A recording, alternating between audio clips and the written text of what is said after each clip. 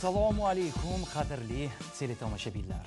Assalomu alaykum ko'rsatuvimizning sadoqatli muxlislari. Yana bir mavzu bahsiyle siz nima deysiz ko'rsatuvimizni boshlaymiz. Bugungi mavzuyimiz ham har doimgidek dolzarb. Juda ham to'g'ri aytdingiz. Ayni fursatlarda mavzuni e'lon qilamiz. Demak, bugungi mavzuyimiz erkin va kuchli fuqarolik jamiyat sari deya nomlangan. Demokratik huquqiy davlat barpo etish dunyoviy davlatchilik taraqqiyoti tamadduning obyektiv tendensiyasidir.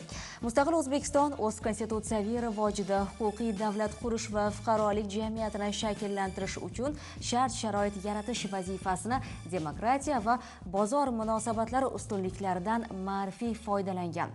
Ularni ijtimoiy adolat hamda qadriyatlar ustuvorligi tamoyillari bilan vobasta holda hukumatimizning yaxlit siyosiy huquqiy ta'limotiga qat'iy asoslangan holda hal etmoqda. Fuqarolik jamiyatini institutlarida juda tashkilot nimalar ko'p, masalan mahalla, nodavlat notijorat tashkilotlar, undan tashqari yana xotin-qizlar qo'mitalari, xullas mana bularning ichida juda hozir ko'plab ishlar olib borilyapti.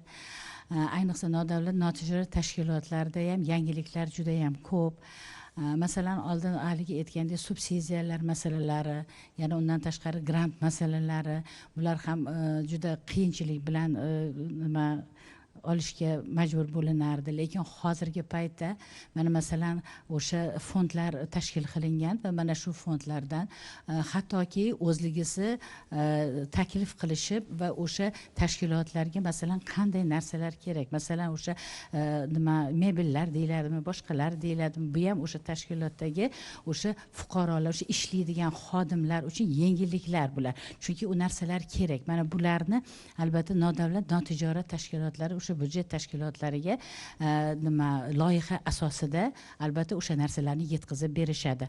Bu ham juda ham yaxshi narsalardan biri.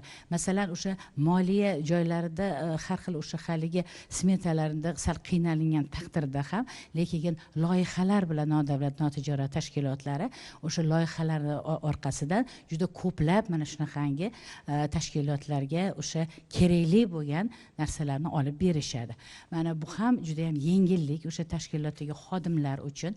Bu ham bo'lsa o'sha bizni fuqarolarimizga ancha yengilliklar tug'dirib beryapti nodavlat notijorat tashkilotlarni mana shunday yordamlari orqali.